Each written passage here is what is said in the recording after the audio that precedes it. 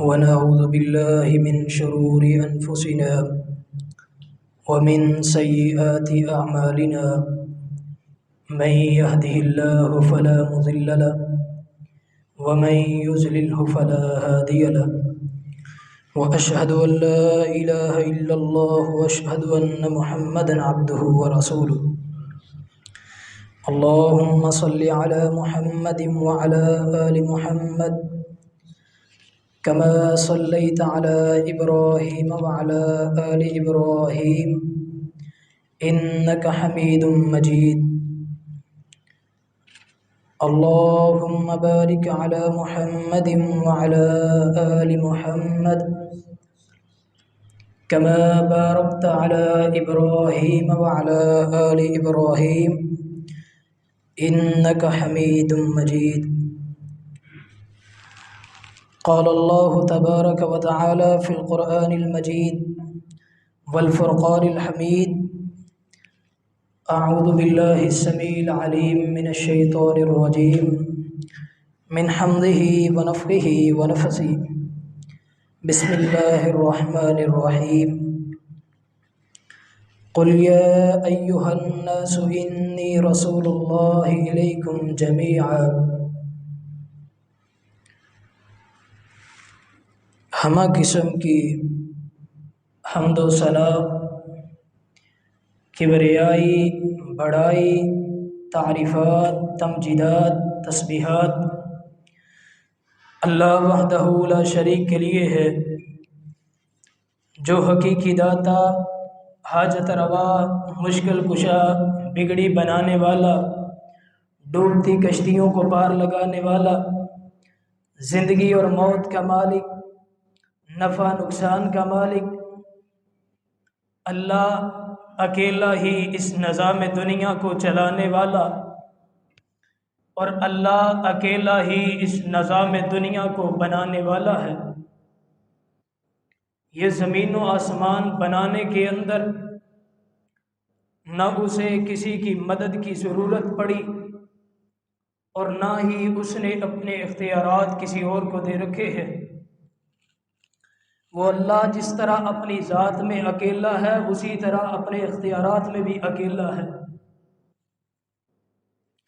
ہر چیز اسی کی تسبیح اور اس کی حمد بیان کرتی ہے۔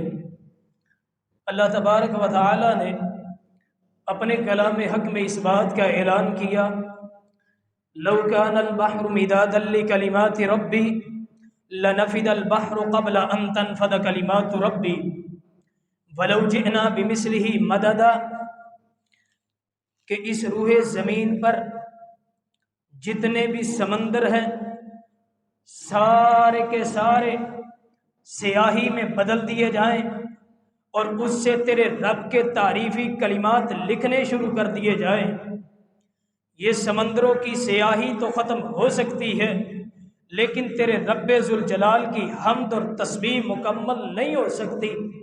یہی بس نہیں، پھر فرمایا وَلَوْ جِئْنَا بِمِثْلِهِ مَدَدًا، اگرچہ کئی دفعہ سمندروں کو سیاہی میں بدل دیا جائے پھر بھی تیرے رب ذوالجلال کی حمد اور تسبیح مکمل نہیں ہو سکتی۔ اس لیے میرے بھائیوں، ہمیں بھی چاہیے کہ ہم اٹھتے بیٹھتے چلتے پھرتے ہر وقت اپنے رب کی تسبیح بیان کریں، اپنی زبانوں کو اپنے رب کے تعریفی کلمات سے تر رکھیں۔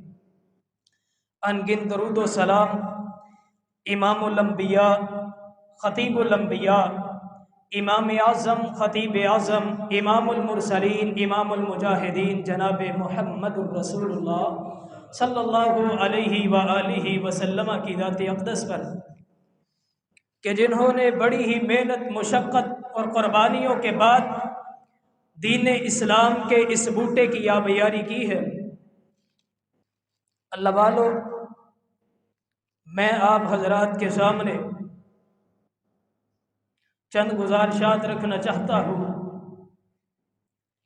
وہ گزارشات یہ ہے کہ اللہ مالک العلام نے اپنے پیغمبر جناب محمد الرسول اللہ صلی اللہ علیہ وآلہ وسلم کو اس دنیا کائنات میں مبعوث کیا آقا علیہ الصلاۃ والسلام کے نبوت و رسالت ملنے کے بعد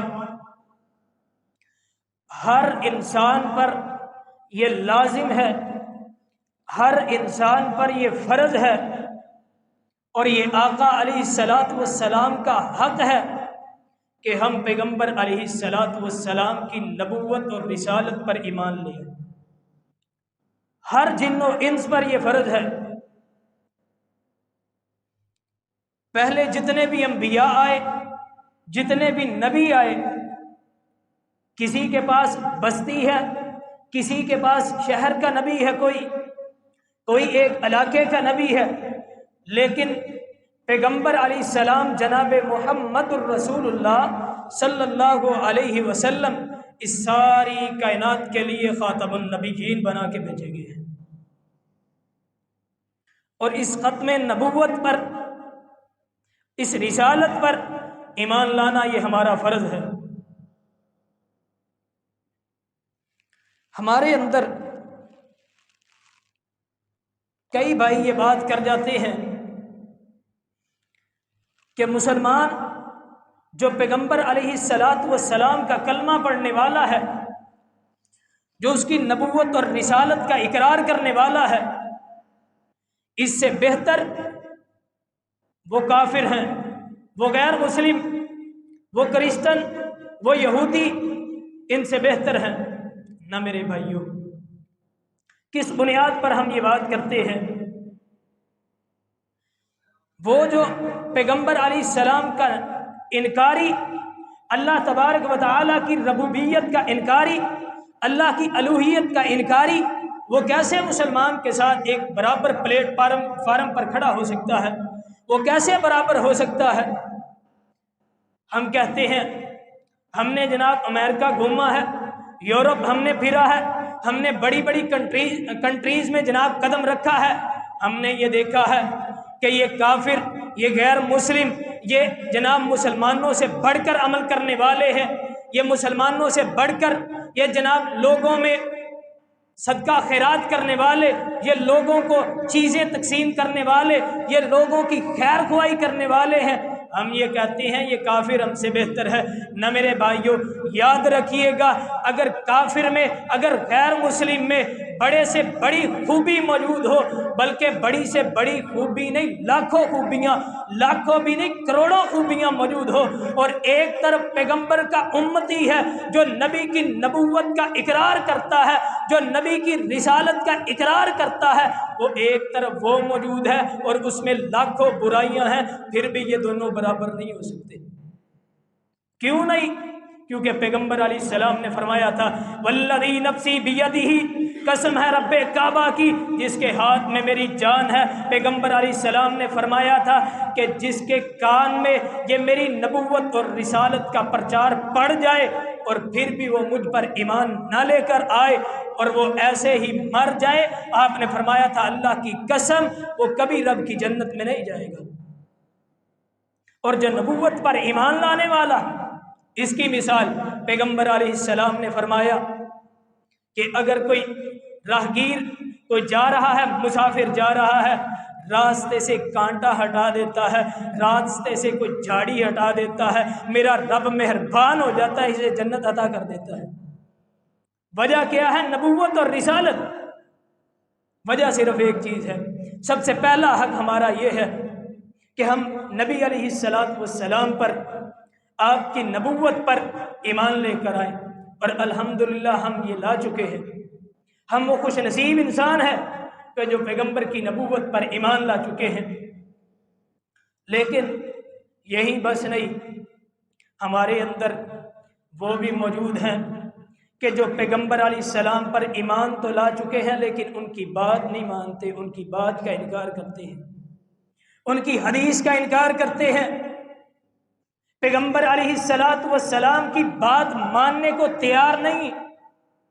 ہم میں وہ بھی موجود ہیں جو کہتے ہیں میری عقل نہیں مانتی، میرا دل نہیں مانتا، میری اولاد، میری جناب میاں بیوی نہیں مانتے۔ نہ میرے بھائیوں، آؤ میں آپ کو بتلاتا چلوں کہ صحابہ نے اگر نبوت پر، رسالت پر ایمان لے کر آئے ہیں، پھر پیغمبر کی بات پر بھی ایمان لے کر آئے ہیں۔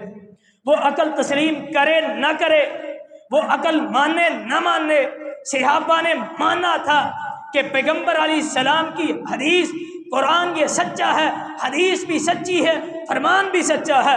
اٹھائیے صحیح البخاری کو، حضرت ابوبکر صدیق رضی اللہ تعالی عنہ کا ایمان دیکھیے۔ نبی علیہ السلام اپنے جناب حجرہ انور میں لیٹے ہوئے ہیں، جبرائیل علیہ السلام آتے ہیں۔ پہلے تو آتے تھے دروازے پر، دروازہ کھٹکھٹاتے تھے، اجازت ملتی اندر آ جاتے، لیکن اس دفعہ آئے ہیں، چھت پھاڑی ہے، کتاب صحیح البخاری ہے، چھت کو پھاڑا جاتا ہے، نیچے اترے ہیں، پیغمبر علیہ السلام کو اٹھایا ہے، اٹھا کر لے گئے ہیں۔ اب چھت پہلے پھٹ چکی تھی، دوبارہ چھت مل گئی ہے۔ ہماری یہ عقل نہیں مانتی، یہ کیسے ہو سکتا ہے، لیکن ماننا پڑے گا کیونکہ پیغمبر کی یہ حدیث ہے۔ پیغمبر علیہ السلام کو لے کر گئے ہیں، بیت اللہ میں حتیم میں لے کر گئے ہیں۔ یہ سینہ انور کو چاک کیا جاتا ہے، چیرا لگا دیا جاتا ہے، پیغمبر علیہ السلام کا دل مبارک اٹھایا جاتا ہے، سونے کے تشت میں رکھا جاتا ہے۔ دل یہ نہیں مانتا، یہ ذہن نہیں مانتا، یہ کیسے ہو سکتا ہے، لیکن پیغمبر کی حدیث ہے، ماننا پڑے گا۔ جب دل کو رکھا گیا ہے، دل کو دھویا گیا ہے، پھر دوبارہ آقا علیہ السلام کے دل کو اس سینہ انور میں رکھ دیا گیا، ٹانکے لگا دیے گئے۔ اگر ہاتھ پھیرتے ہیں ٹانکے محسوس نہیں ہوتے، عقل نہیں مانتی، یہ دل نہیں مانتا، یہ کیسے ہو سکتا ہے، لیکن ماننا پڑے گا کیونکہ پیغمبر کی یہ حدیث ہے، کتاب صحیح البخاری ہے۔ آقا علیہ السلام اب جناب بیت اللہ میں ہے اور بیت اللہ سے بیت المقدس کی طرف روانہ ہوتے ہیں۔ یہ جناب فرشتے لے کر جا رہے ہیں، عقل نہیں مانتی، لیکن یہ تسلیم کرنا پڑے گا۔ براق پر سوار ہوتے ہیں، برق کہتے ہیں بجلی کو، اور براق ہے، یہ براق اتنی سپیڈ سے ہے کہ جتنی سپیڈ بجلی کی ہوتی ہے، جہاں تک نظر جاتی ہے وہاں تک پہلا قدم تھا اس براق کا۔ یہ عقل نہیں مانتی، لیکن یہ ہمیں تسلیم کرنا پڑے گا کیونکہ پیغمبر کی یہ حدیث ہے۔ آقا علیہ السلام کو اب بیت المقدس میں لے جایا گیا، وہاں پیغمبر علیہ السلام نے انبیاء کی صفیں بنوائی، انبیاء کی جماعت کروائی۔ اس کے بعد جناب پہلے آسمان پر لے جایا گیا۔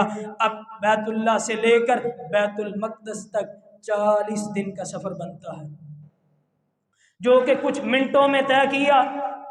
یہ عقل نہیں مان رہی، یہ کیسے ہو سکتا ہے، یہ سائنس نہیں مانتی، یہ ٹیکنالوجی نہیں مانتی، لیکن ماننا پڑے گا، پیغمبر کی حدیث ہے۔ پھر جناب پہلے آسمان پر لے جایا گیا، زمین سے لے کر آسمان تک کا فاصلہ کتاب صحیح البخاری ہے، پیغمبر کا فرمان ہے کہ 500 سال کی مسافت ہے، لیکن زمین سے لے کر آسمان تک گئے ہیں۔ پھر دوسرے پر، تیسرے پر پیغمبر سے، انبیاء سے ملاقاتیں ہوتی رہی، جنت کو دیکھا، جہنم کو دیکھا، یہ سارا واقعہ معراج پیش آیا ہے۔ میرے بھائیو، یہ ساری مسافت اگر کیلکولیشن کی جائے، یہ 3500 سال کی مسافت بنتی ہے۔ ایک سائڈ پر 3500 سال کی مسافت، ایک سائڈ پر 40 دن کی مسافت۔ عقل نہیں مان رہی، یہ رات کے کچھ حصے میں کیسے ہو چکا ہے، لیکن ماننا پڑے گا کیونکہ یہ پیغمبر کی حدیث ہے۔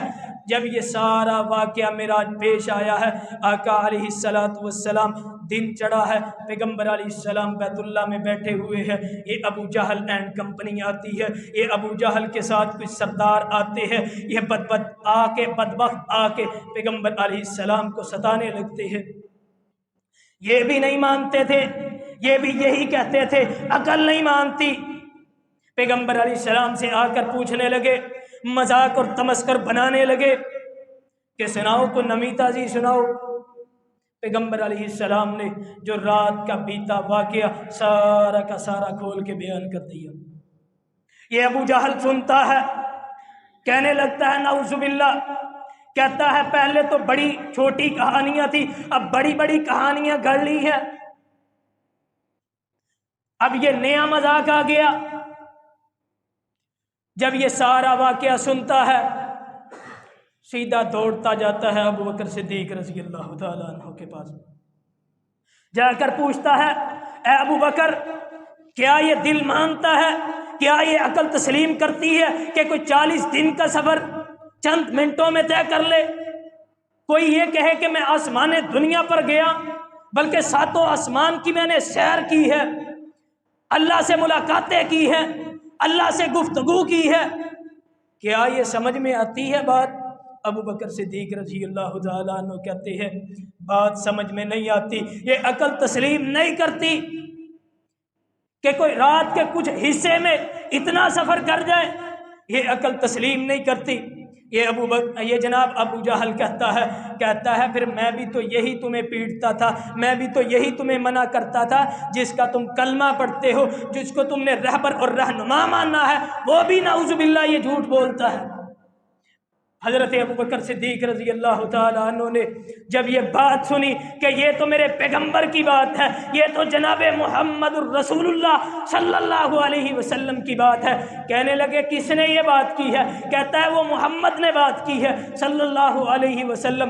ابو بکر صدیق رضی اللہ تعالیٰ عنہ کہتے ہیں اب عقل ماننے نہ ماننے، اب ذہن تسلیم کرے نہ کرے، اب دل ماننے نہ ماننے، میری اولاد ماننے نہ ماننے، جو کچھ مرضی ہوتا رہے، اب میں یہ مانوں گا کہ میرے پیغمبر نے معراج یہ کیا ہے، اب یہ میں مانوں گا یہ پیغمبر کی حدیث ہے اور پیغمبر جھوٹ نہیں بول سکتے۔ یہ تھا صحابہ کا عقیدہ، یہ تھا صحابہ کی وفا پیغمبر علیہ السلام کے ساتھ، یہ تھا ایمان نبوت اور رسالت پر۔ دوسرا حق کیا ہے؟ یہ تو پہلا حق تھا، دوسرا حق یہ ہے کہ آقا علیہ السلام سے ہم محبت کریں، عقیدت اور پیار کریں۔ اب کرنی کتنی ہے؟ پیغمبر علیہ السلام نے وہ بھی بتلا دیا ہے، کرنی کتنی ہے؟ فرمایا والذی نفسی بیدہ، اللہ کی قسم جس کے ہاتھ میں میری جان ہے، فرمایا لا یؤمن احدکم حتی اکون احب الیہ من والدہ وولدہ والناس اجمعین، کتاب صحیح البخاری ہے۔ فرمایا جو بندہ مجھ پر ایمان رکھتا ہے، اور ایمان بھی کتنا رکھتا ہے؟ اپنی اولاد سے زیادہ، اپنے والدین سے زیادہ، اور ساری امت کے لوگوں سے زیادہ، جو مجھ پر ایمان لے آئے گا، جو مجھ سے محبت کرے گا، اس کا ایمان مکمل ہے۔ جو مجھ سے اتنی محبت نہیں رکھتا، اس کا ایمان یہ بھی قابل قبول اور مکمل نہیں ہے۔ ہمارے ہاں کیا ہوتا ہے؟ ہم کہتے ہیں محبت، ہم عاشق رسول کا دعویٰ کرنے والے، ہم محب رسول کا دعویٰ کرنے والے۔ پھر یہ سن لیجئے پیغمبر علیہ السلام نے فرمایا تھا من احب سنتی فقد احبنی، جس نے مجھ سے محبت کی وہ میری سنت سے محبت کرے، وہ میرے طریقے سے محبت کرے، پھر ہے فقد معی فی الجنہ، پھر جنت میں میرے ساتھ ہوگا۔ محبت کیسی؟ جیسی صحابہ نے کی ہے۔ حضرت زید رضی اللہ تعالی عنہ ہے، یمن میں تھے، یمن سے کسی نے ان کو اغوا کیا، بکتے بکاتے یہ جناب بیت اللہ میں مکہ مکرمہ میں بولی لگی ہے، یہ بکتے بکاتے بیت اللہ میں آئے ہیں۔ حضرت خدیجہ رضی اللہ تعالی عنہ کے بھانجے ہیں، انہوں نے خرید لیا زید رضی اللہ تعالی عنہ کو۔ اب خرید لیا ہے، خرید کر حضرت خدیجہ رضی اللہ تعالی عنہ کو تحفے میں دے دیا یہ غلام۔ حضرت خدیجہ رضی اللہ تعالی عنہ کی شادی پیغمبر علیہ السلام سے ہوتی ہے۔ حضرت خدیجہ نے یہ غلام جو تحفے میں بھانجے نے دیا تھا، اسی غلام کو پیغمبر علیہ السلام کے لیے تحفے میں دے دیا۔ آقا علیہ السلام نے اسے اپنا منہ بولا بیٹا بنا لیا۔ اب یہ زید رضی اللہ تعالی عنہ منہ بولے بیٹے بن چکے ہیں، وقت گزرتا جا رہا ہے، پیغمبر کے ساتھ ان کا گزر بسر ہوتا جا رہا ہے، پیغمبر کی محبتیں لوٹتے جا رہے ہیں، اپنی محبتیں نچھاور کرتے جا رہے ہیں۔ ایک وقت وہ بھی آیا ہے کہ یمن میں سے کچھ لوگ آتے ہیں، آ کر دیکھتے ہیں یہ تو زید ہے، یہ تو زید رضی اللہ تعالی عنہ ہے۔ جا کر یمن والوں کو، ان کے جناب گھرانے کو بتایا جاتا ہے تمہارا جو بیٹا جو آج سے کچھ سال پہلے اغوا ہوا تھا، یہاں سے چلا گیا تھا، وہ بیت اللہ میں ہے، وہ محمد نامی ایک شخص ہے صلی اللہ علیہ وسلم، اس کے پاس موجود ہے، جاؤ جا کر لے لو۔ اب ان کا خاندان چلتا ہے، ان کے خاندان میں حضرت زید رضی اللہ تعالیٰ عنہ کے والد، ان کے بھائی اور ان کے چچا، یہ تینوں چلے آتے ہیں آ کر تاکہ اپنے بیٹے کو لے جائیں، پیغمبر علیہ السلام سے لے جائیں۔ یہ بیت اللہ میں آتے ہیں، آ کر پوچھتے ہیں محمد کون ہے صلی اللہ علیہ وسلم، بتلایا جاتا ہے، پیغمبر سے ملاقات ہوتی ہے۔ جب آ کر ملاقات ہوتی ہے، کہنے لگے ہم اپنے بیٹے کو لینے آئے ہیں۔ پیغمبر علیہ السلام نے پوچھا کون سا بیٹا، کون سا بیٹا کہتے ہو؟ کہنے لگے وہ فلاں زید، وہ ہمارا بیٹا ہے، اس کا وہ بھتیجا ہے، اس کا وہ بھائی لگتا ہے، ہم اسے لینے آئے ہیں۔ پیغمبر علیہ السلام نے فرمایا میری ایک شرط ہے، اگر وہ آپ کے ساتھ جانا چاہتا ہے تو اسے لے جانا، اگر وہ نہیں جانا چاہتا اللہ کی قسم میں تمہارے ساتھ نہیں بھیجوں گا۔ یہ طے ہو جاتا ہے معاملہ۔ جب یہ معاملہ طے ہو جاتے ہیں، حضرت زید رضی اللہ تعالیٰ عنہ کو بلایا جاتا ہے۔ اب یہ والد بھی خوش ہے، چاچا بھی خوش ہے اور بھائی بھی خوش ہے کہ ہم تو درہم اور دینار دے کر اپنے بیٹے کو لے جانا چاہتے تھے، لیکن اس نے تو بڑی آفر رکھ دی ہے کہ یہ جیسے لینا چاہے، اگر وہ تمہارے ساتھ جاتا ہے تو لے جانا۔ اب یہ خوش ہے کہ میں اس کا والد ہوں، یہ اس کا چاچا ہے، اس کی محبت بھی ہوگی اس کے دل میں، اس کا بھائی ہے، اس کی محبت بھی اس کے دل میں ہوگی، میں والد ہوں، میری محبت بھی ہوگی، ہمارے ساتھ چل آئے گا۔ نبی علیہ السلام نے حضرت زید رضی اللہ تعالیٰ عنہ کو طلب کیا۔ حضرت زید رضی اللہ تعالیٰ عنہ آتے ہیں، پیغمبر علیہ السلام نے پوچھا یہ کون ہے؟ جب یہ دیکھا کہ میرا بھائی اور والد اور چچا موجود ہیں، آنکھوں سے آنسو جاری ہو پڑے۔ والد کی محبت دل میں آ گئی، چاچا کی محبت دل میں آ گئی۔ میرے بھائیوں وہ منظر دیکھیے گا، اپنے ذہن میں یہ تصور کیجئے گا کہ ایک باپ اپنے بیٹے سے بچھڑا ہو، ایک چچا اپنے بھتیجے سے، ایک بھائی اپنے بھائی سے بچھڑا ہو، اتنے سال کے بعد اگر وہ ملے کیا محبت کا انداز ہوگا۔ ایک دوسرے کو بوس و کنار کر رہے ہیں، چومتے چاٹتے چلے جا رہے ہیں۔ پیغمبر علیہ السلام فرماتے ہیں اے زید یہ تیرے خاندان کے لوگ ہیں، اگر تو ان کے ساتھ جانا چاہتا ہے تو چلا جا، اگر تو نہیں جانا چاہتا میں ان کو زبردستی نہیں کرنے دوں گا۔ حضرت زید رضی اللہ تعالی عنہ نے جب یہ دیکھا کہ فیصلہ مجھ پر ہے، میں بتلا یہ رہا تھا کہ صحابہ کی محبت دیکھیے، صحابہ نے اپنا تن من دھن قربان کر دیا پیغمبر پر، لیکن آج امت محمدیہ چھوٹی سی بات ماننے کے لیے تیار نہیں ہے۔ آج امت محمدیہ پیغمبر کی چھوٹی سی حدیث ماننے کے لیے تیار نہیں ہے۔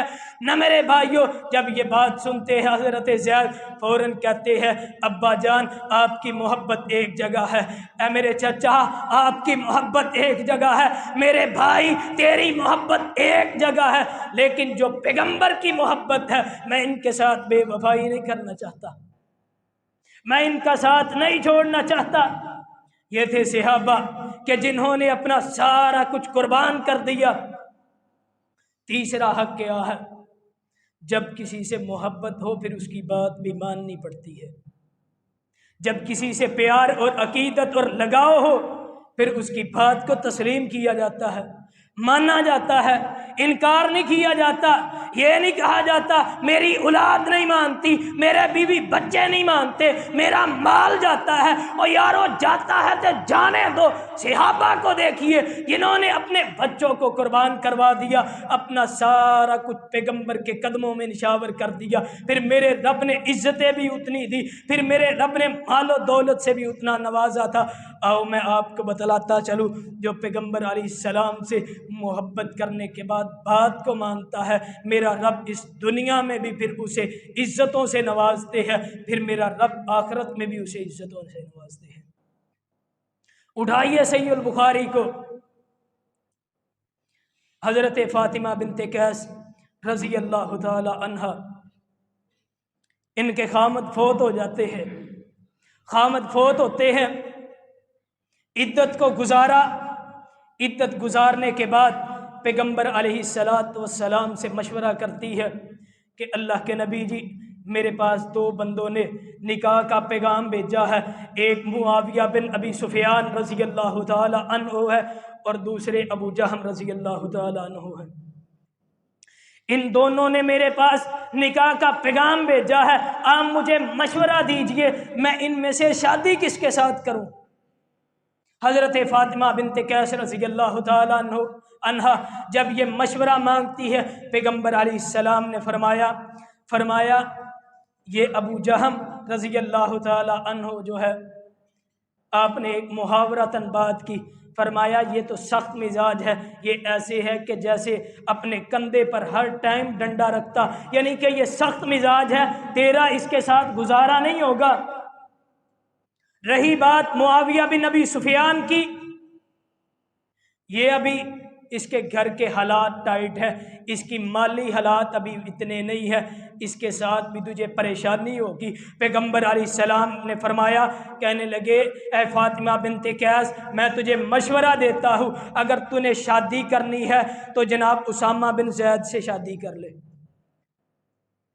اب یہ صحابیہ ہیں، دیکھیے گا ہماری خواہشات بھی ہوتی ہے، ہمارے بیوی بچے بھی ہوتے ہیں، ہمارا مال بھی ہوتا ہے، ہم کچھ بھی قربان کرنے کے لیے تیار نہیں، لیکن انہوں نے صرف مشورہ مانگا تھا، حکم نہیں تھا پیغمبر علیہ السلام کا، صرف مشورہ تھا کہ میں تجھے مشورہ دیتا ہوں اسامہ بن زید سے شادی کر لے۔ اب فاطمہ بنت قیس رضی اللہ تعالیٰ عنہ کہتی ہے میرے دل میں یہ بات ناگوار گزرتی ہے، میں یہ ناپسند کرتی تھی کہ اسامہ بن زید سے شادی کروں، کیونکہ ان کا رنگ ذرا سانولا تھا، کہنے لگی میں ان کو ناپسند کرتی تھی لیکن پیغمبر علیہ السلام نے مجھے یہ مشورہ دیا تھا، اب میں ان کے مشورے کو بھی ٹھکرا نہیں سکتی تھی۔ اب یہ میں نے مان لیا مشورہ، اسامہ بن زید سے شادی کر لی ہے، وقت گزرتا چلا گیا، کہنے لگی میں نے اپنی خواہشات کو پیغمبر کے مشورے پر قربان کیا، پھر میرے رب نے عزتوں سے بھی نوازا، میرے رب نے مال سے اولاد سے بھی نوازا۔ کہنے لگی وہ بھی دن آئے ہیں کہ مکہ کے اندر مدینہ کے اندر ساری کی ساری عورتیں رشک کرتی تھی، اگر کسی کا خامد ہو تو اسامہ بن زید جیسا ہو، اگر کسی کی بیوی ہو تو فاطمہ بنت قیس جیسی ہو۔ میرے رب نے پھر مال سے بھی نوازا، پھر میرے رب نے ساری دنیا کی دولتیں بھی دی ہے۔ میرے بھائیوں، جب ہم پیغمبر کی حدیث پر عمل کریں گے، جب ہم پیغمبر کی بات کو مانیں گے، پھر معاملات بگڑیں گے نہیں بلکہ آسان ہو جائیں گے۔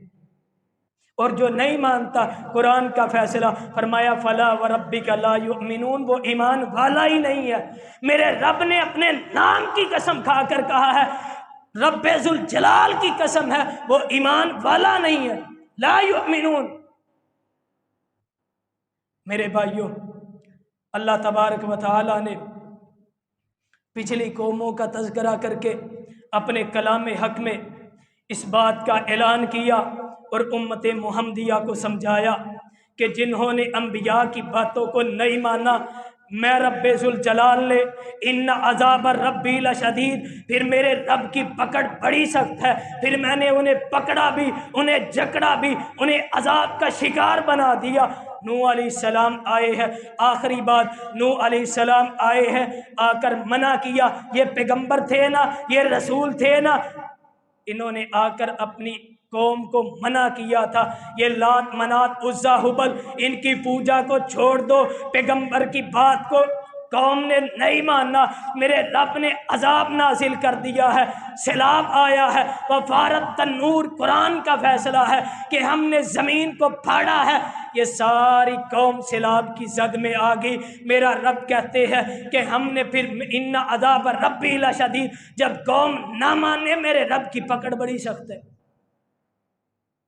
آقا علیہ السلام کو بتلایا، وَاذْكُرْ أَخَا عاد کا ذکر کیجئے، اپنی امت محمدیہ کو بتائیے، سمود کا ذکر کیجئے، اپنی امت محمدیہ کو بتائیے، قوم شعیب کا ذکر کیجئے، اپنی امت محمدیہ کو بتلائیے کہ انہوں نے اپنے پیغمبروں کی نہیں مانی، اپنے پیغمبر کی بات کو پسے پش ڈالا، پھر میرے رب نے عذاب بھی نازل کیا۔ قوم لوط آئی، انہوں نے بھی نہیں مانا، میرے رب نے 2 فرشتوں کو بھیجا، بستی کو آسمان پر لے جایا گیا، پلٹ دیا گیا، آج بھی وہ بحر مردار، آج بھی وہ نشان عبرت بن چکا ہے۔ میرے رب نے پتھروں کی بارش برسا کر اوپر سے پانی کو چلا دیا۔ اللہ کے قرآن کا فیصلہ ہے، جب قوم اپنے پیغمبر کی باتوں کو ٹھکراتی ہے پھر میرا رب ذلت کا شکار بنا دیتے ہیں۔ میں اسی بات پر اکتفا کرتا ہوں، ختم کرتا ہوں۔ اللہ ہمیں پیغمبر علیہ السلام پر ایمان لانے، ان سے محبت کرنے اور ان کی ہر ایک بات کو ماننے کی توفیق عطا فرمائے۔ وما توفیقی الا باللہ۔